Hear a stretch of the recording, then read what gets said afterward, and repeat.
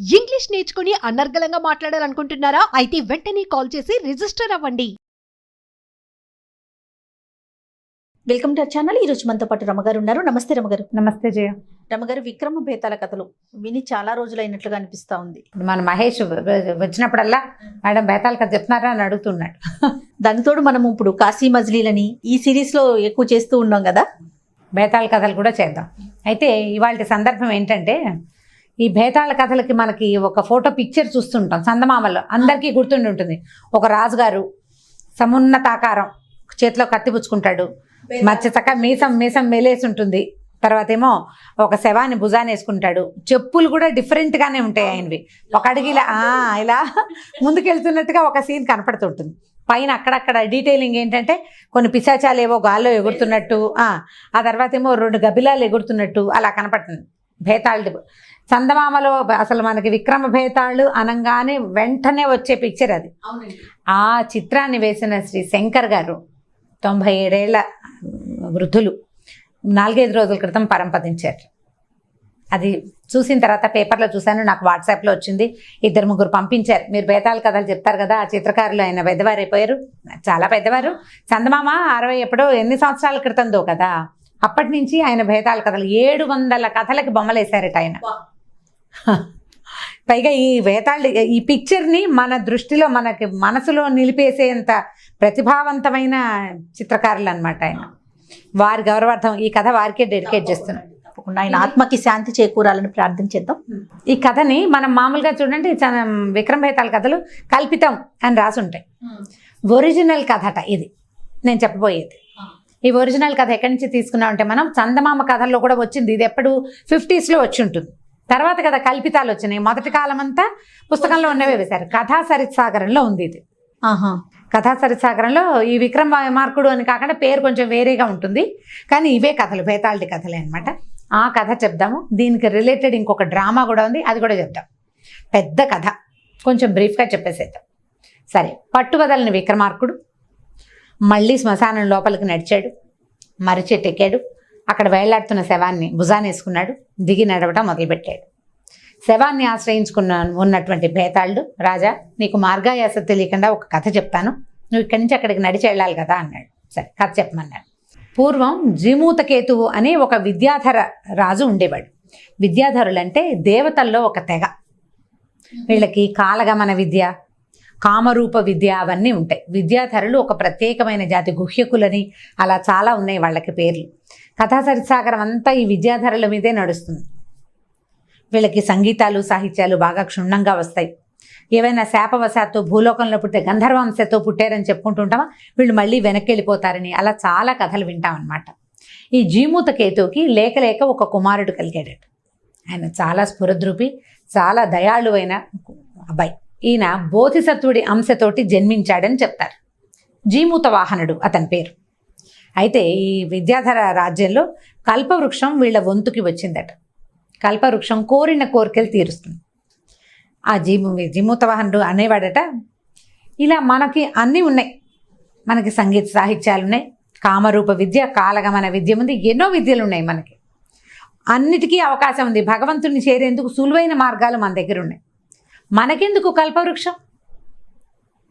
అన్ని ప్రాబ్లమ్స్ ఉన్నవాడికి ఏదైనా కోరికలు తీర్చే వృక్షాలు కావాలి. మనకే ప్రాబ్లమ్స్ లేవు, ఏ సమస్యలు లేని మనకి కోరికలు, కోరిన కోరికలు తీర్చే కల్పవృక్షం ఎందుకు అని అనుకునేవాడు. అయితే ఇతనికి రాజ్యాన్ని అప్పచెప్పారు. రాజ్యం అప్పచెప్పేశారు కల్లా ఇతను ఏం చేశాడంటే, ఈ కల్పవృక్షానికి దండం పెట్టి ఆవిడని అడిగాడట, వృక్షదేవతను, నేను కోరిక తీర్చమని, నీకేం కావాలో అది అడుగు, నేను ఇస్తానంట. నువ్వు నా దగ్గర ఉండద్దు, ప్రపంచంలో ఎవరికి కష్టాలు లేకుండా చెయ్యి, నా దగ్గర ఉండకపోయినా పర్వాలేదన్నాడు. వృక్షదేవత అడిగింది, అంటే నన్ను నువ్వు వదిలేస్తున్నావా అని. నిన్ను ప్రజల కోసం వదిలిపెడుతున్నాను అన్నట్ట జీమూత వాహనుడు. ప్రపంచం కోసం వదిలిపెడుతున్నా, ప్రపంచంలో అందరికీ కష్టాలు, ఇబ్బందులు, బాధలు ఉంటాయి, అవి తీర్చు నువ్వు అంటే. ఈ కల్పవృక్షం ఇతన్ని వదిలిపెట్టి వెళ్ళిపోయిందట. వెళ్ళిపోయేసరికి ఇప్పుడు మన దగ్గర నుంచి ఒక పవర్ బయటికి వెళ్ళిపోయేసరికి మనకి పవర్ తగ్గిపోతుంది. ఇతను చుట్టుపక్కల రాజ్యాల్లో ఇంకా ఉన్న విద్యాధరులంతా వీడిని సులువుగా జయించచ్చని యుద్ధానికి వచ్చారు. వచ్చేసరికల్లా ఇతను యుద్ధకాంక్ష లేదు, తను చాలా మృదువైన స్వభావం కలిగిన వాడు. బోధిసత్వుని అంశ అవటం వల్ల ఇంకా మృదు స్వభావి. ఏమన్నాడు తండ్రితోటి, నాన్న ఇక్కడ నుండి ఏం చేస్తాం, వీళ్ళంతా మన మీదకి వస్తారు, ఎందుకు, నాకు రాజ్యకాంక్ష లేదు, నువ్వు రాజువి, నీ రాజ్యాన్ని నాకు ఇచ్చావు, నువ్వు ఇచ్చావు కాబట్టి తీసుకున్నా, వాళ్ళు ఎవరైనా అడిగితే వాళ్ళకు కూడా ఇచ్చేస్తా, నాకు అక్కర్లేదన్నాడు అని తండ్రిని తీసుకుని వెళ్ళిపోయి మలై పర్వతం మీద ఒక ఆశ్రమాన్ని నిర్మించుకుని అమ్మా నాన్నతోటి అక్కడ ఉండటం మొదలుపెట్టాడు. ఇక్కడి నుంచి వెళ్ళిపోయాడు. అంటే అంత శాంత స్వభావుడు, అంత దానపరత్వము ఉందన్నమాట జీమూత వాహనుడికి.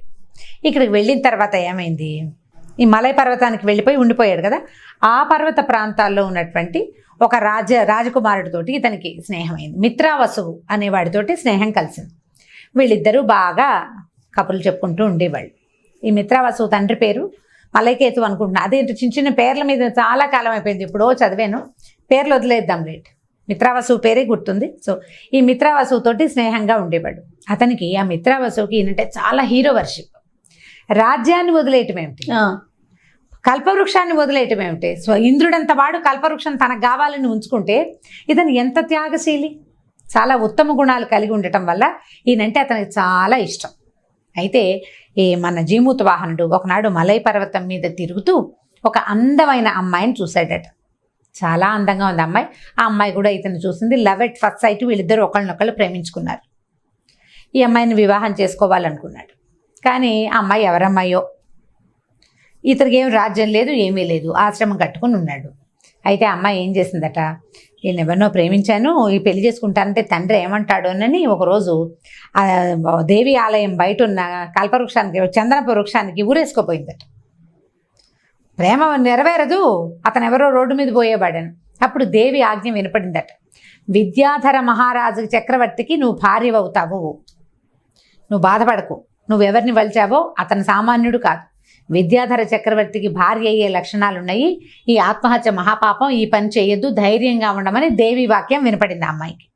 సరే మానేసుకుని అమ్మాయి మనసులో ఏమిందంటే, నేను ఎవరిని పెళ్లి చేసుకుంటే అతడు తప్పకుండా విద్యాధర రాజు అవుతాడు, చక్రవర్తి అయి తీరుతాడని నమ్మింది అమ్మవారి వాక్యం కాబట్టి. ఇంతలో ఏమైంది, ఈ చెలికత్తి వచ్చి మీ నాన్నగారు మీ అన్నయ్య నీ పెళ్లి గురించి మాట్లాడుతున్నారు అని చెప్పింది. ఈ అమ్మాయి ఎవరు, ఈ పిల్ల పేరు మలయవతి, మిత్రావసువు చెల్లెలు. ఆ రాజ్యానికి రాజుగారు అమ్మాయి. మిత్రావసువు ఏమన్నాడంటే తండ్రితో చెప్పాడట, ఈ జీమూత వాహనుడు చాలా గొప్పవాడు, మామూలు వ్యక్తి కాదు, బోధిసత్వుని అంశతో పుట్టినవాడు, అద్భుతమైన వ్యక్తి, మన అమ్మాయిని అతనికి ఇచ్చి మన దగ్గరే ఉంచుకుందామని చెప్పాడు తండ్రి కూడా ఒప్పుకున్నాడు. వివాహం నిశ్చయమైంది. పొద్దున్న చక్కగా అన్ని మాట్లాడుకున్న తర్వాత పెళ్లి చేసేసారు పొద్దున్నే. ఆ సాయంకాలం ఈ మిత్రావసువు మన జీమూత వాహనుడు ఇద్దరు కొండ మీద అట్లా షికారుకి వెళ్ళారట. వెళ్తే ఒక చోట తెల్లగా కుప్పలుగా, అంటే గట్లుగా ఏంటో తమాషాగా ఉంది. ఏమిటి ఇక్కడంతా ఇలా ఉంది, కొండంతా పచ్చగా అలా చక్కగా బాగుంటుంది కదా, ఇక్కడంతా ఏంటి ఎముకల కుప్పల్లాగా కనపడుతోంది, ఏమిటని అడిగితే మిత్రావసువు ఏం చెప్పాడంటే, గరుత్మంతుడికి నాగులకి వైరం ఉంది. ఇది ఏనాటిది, వినుతా కద్రువ, కశ్యప ప్రజాపతి భార్యలైన వినుతా కద్రువ ఉచ్ఛేశ్రవాన్ని చూసి దాని తోక నల్లగా ఉందా తెల్లగా ఉందా అని పందెం వేసుకుని వాళ్ళిద్దరి తగాదాల్లో కద్రువ తాలూకు సంతానమైనటువంటి నాగులు, వినుత సంతానమైన గరుత్మంతుడు, వాళ్ళిద్దరికీ విడదీయరాని శత్రుత్వం ఉంది. అతను గరుడు మహాబలవంతుడయ్యి విష్ణుమూర్తికి వాహనం అయిన తర్వాత పాతాళ లోకంలోకి వెళ్ళి నాగుల్ని చాలా హింసించేవాడు. ఎందుకంటే తన తల్లి పడిన హింస, తన తల్లి చేసిన దాస్యానికి కారణం వీళ్ళేనని, వీళ్ళ వల్లే తన అన్నయ్యకి కాళ్ళు లేకుండా పోయినాయని ఆయన నమ్మేవాడు. ఆయనకు కోపం వచ్చినప్పుడు, విసుగొచ్చినప్పుడు కూడా పాతాళం మీద పడి అందిన వాళ్ళని అందినట్టు చంపేసేవాడు, తిన్న వాళ్ళని తిన్నట్టు తినేసేవాడు. అప్పుడు నాగుల రాజైన వాసుకి ఒక వడంబడిక చేసుకున్నాడు, విష్ణుమూర్తిని మధ్యలో పెట్టుకుని, నువ్వు మా దగ్గరికి రావద్దు, ఈ పాతాళం మీద పడద్దు, రోజు ఈ మలై పర్వతంకి పైన ఒక కొండ మీద, అది దక్షిణ సముద్రం ఏదో ఉంది అక్కడ, దక్షిణ సముద్ర తీరంలో నీకు ఒక సర్పాన్ని పంపిస్తాం, ఆ సర్పాన్ని తినేసి రోజు నీకు ఆహారాన్ని అందిస్తాం మేము, ఇట్లా విరుచుకుని పడద్దు మా మీద అని ఒక వడంబడిక చేసుకున్నారు. అట్లా ఆహారంగా పంపబడిన నాగుల తాలూకు అస్థికలే ఇవన్నీ. ఆయన పీకుని తినేస్తాడు, అస్థికలు పై చర్మం ఇక్కడ ఉండిపోతాయి, ఆ పొలుసులు ఆ చర్మము ఆ అస్థికలే ఇట్లా కుప్పలుగా పడున్నాయి, ఇంత చక్కటి వాతావరణాన్ని పాడు చేసేవి అవేనని మిత్రావసువు చెప్పాడు. జీమూత వాహనుడికి చాలా బాధేసింది. ఇదా ఎవరైనా రాజు చేయాల్సిన పనేనా ఇది? రాజు ఈ పని చేయకూడదు. వాసుకి నాగులకి రాజు. వాళ్ళు ఎవరి ప్రాణాలు ఇచ్చే బదులు ముందు తన ప్రాణం ఇచ్చి ఉండొచ్చే. 1000 తలలు ఉన్నాయి, 2000 నాలుకలు ఉన్నాయి. రోజుకో తల ఇచ్చినా సరిపోయేది కదా. ఇట్లా తనుండి పిరికి పందలాగా ఇలా తనేమో లోపల కూర్చొని రోజుకొక ప్రాణిని పంపిస్తాడా? అయ్యో ఎంత దుర్మార్గుడు. నేను కనుక రాజునయ్యి ఉంటే నా ప్రజలు చచ్చిపోవడానికంటే ముందు నేనే చచ్చిపోయేవాడిని. ఇట్లా చేశాడే అని చాలా బాధ వచ్చేసిందట. సరే మిత్రావసు ఈయనకేదో ఇది చెప్పి ఆయన అవతలకి వెళ్ళాడు. ఈయన ఇలా ముందుకు నడుస్తున్నాడు అట్లా ఆలోచించుకుంటూ. ఈ నడుస్తుంటే ఒక కుర్రాడు ఒక ముసలమ్మ కనిపించారు. ఒక పిల్ల పాము ఒక ముసలి పాము అనమాట, 2 నాగులు. ఆ కుర్రాడిని పట్టుకుని ఆ తల్లి ఏడుస్తోంది. అయ్యో నాయన ఇవాళ నీ సంగతి వచ్చిందిరా శంఖచూడా, నీ వంతు వచ్చింది. లేక కలిగిన ఒకే ఒక్క కుమారుడివి, మీ నాన్న కూడా లేడు, వంశానికి నువ్వు ఒక్కడివే. ఇవాళ నువ్వు గరుడుడికి ఆహారం అయిపోతున్నావు, మన వంశమే దొరికిందా వాసుకి, నువ్వు ఇట్లా అయిపోతున్నావని ఏడ్చి శోకాలు పెడుతోంది తల్లి. ఈయన పక్క నుంచి చూశాడు మొత్తం. శంఖచూడు అనే సర్పమని వచ్చినవాడు. అతని తల్లి ఆ కుటుంబానికి శంఖచూడు ఒకడే ఆసరా అని ఏడుస్తోందని తెలిసేసరికల్లా గబక్కను వెళ్ళాడు. వెళ్ళి అమ్మా నువ్వు బాధపడబోక, నీ కొడుకు బదులు నేను ఆహారంగా వెళ్తానన్నాడు. గరుడుడికి ఆహారంగా నేను వెళ్తాను అన్నాడు. అనేసరికల్లా ఆవిడంది, నాయన నువ్వెవరివో మహానుభావుడు, ఇంత మాట అన్నావు. శంఖచూడుడెంతో నువ్వు కూడా అంతే నాయన, ఏ తల్లి కన్న బిడ్డవో. వద్దు నాయన వద్దు, మా దశ ఇట్లా ఉంది. నాగులకి ఈ దశ ఏనాడు తప్పుతుందో తెలియకుండా ఉంది నాయన, వద్దని చెప్పింది. ఈ కుర్రాడు అన్నాడు, వద్దు అది పనికిరాదు. అది శంఖచూడు ఏమన్నాడంటే, అది పనికిరాదు. రాజు నన్ను నిర్దేశించంటే రాజకార్యం నేనే చేయాలి. నా పేరు మీద కాగితం వచ్చింది, నేనే చేయాలి. నా బదులు ఇంకొకడు ఎట్లా చేస్తాడు? కాబట్టి అలాంటిది ఏం కుదరదు. ఏంటంటే సర్పం అక్కడ ఉందని గుర్తుగా ఒక ఎర్రటి వస్త్రం కప్పుకుని కూర్చుంటారట పైన. ఆ ఎర్రటి వస్త్రాన్ని తల్లి చేతిలో ఉంది. ఏమన్నాడు ఈ శంఖచూడు, ఇది ఎక్కడుంది? మన గోకర్ణ క్షేత్రం అనమాట అన్నాడు. అమ్మ ఇంకొక కాసేపట్లో వైనతేయుడు వచ్చేస్తాడు, ఒక్కసారి వెళ్ళి గోకర్ణనాథుడిని దర్శనం చేసుకొస్తాను, మళ్ళీ ఇంకా నేను బతికుండను. ఆ తల్లి ఏడుస్తూ పక్కకి వెళ్ళిపోయింది. ఈ కుర్రాడు శంఖచూడుడేమో గోకర్ణ క్షేత్రంలోకి వెళ్ళాడు దండం పెట్టుకురావడానికి. అంతలో దూరం నుంచి గరుత్మంతుడు వస్తున్నాడు. మన జీమూత వాహనుడు ఏం చేశాడంటే ఆ ఎర్రటి వస్త్రాన్ని మెళ్ళ వేసుకుని ఎక్కడి నుంచి అయితే ఈ గరుడు వస్తున్నాడో, ఏ కొండ మీద అయితే ఏ ఎత్తు మీద అయితే పాముల తాలూకు అస్థికలు కనపడుతున్నాయో అక్కడికి పరిగెత్తుకుంటూ వెళ్ళాడు. వెళ్ళేసరికల్లా ఎర్ర వస్త్రం కప్పుకోవటమే గుర్తు. వెనక నుంచి పట్టేసుకున్నాడు గరుడు. పట్టుకుని అక్కడి నుంచి తను తినడానికి వెసులుబాటుగా ఇంకొంచెం పైకి ఎగిరాడు. జీమూత వాహనుడు బాగా సమున్నతాకారుడు. ఈ నాగకుమారుడి కంటే కొంచెం భారీగా ఉన్నాడు. నేను ఎత్తు మీదకి తీసుకెళ్లేసరికి ఇతన్ని పట్టుకునేసరికి ఏమైంది, ఆ పట్టుకునేటప్పుడు ఇతనికి విద్యాధరులకి శిరోమణి ఒకటి ఉంటుందట ఇక్కడ. ఆ మణిని గోళ్లతోటి కొట్టేసేట ఆయన. సర్పాలకు కూడా ఉంటుంది, సర్పానికి మణి ఉంటుంది కదా, పాములకు మణి అంటాం, విద్యాధరులకు కూడా మణి ఉంటుంది. ఆ శిరోరత్నాన్ని విసిరేశాడు గోళ్లతోటి.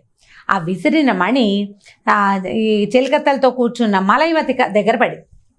ఆ మణిని గుర్తుపట్టింది అమ్మాయి, ఇది జీమూతకేతుది, జీమూత వాహనుడిది, నా భర్తది అని గుర్తుపట్టింది.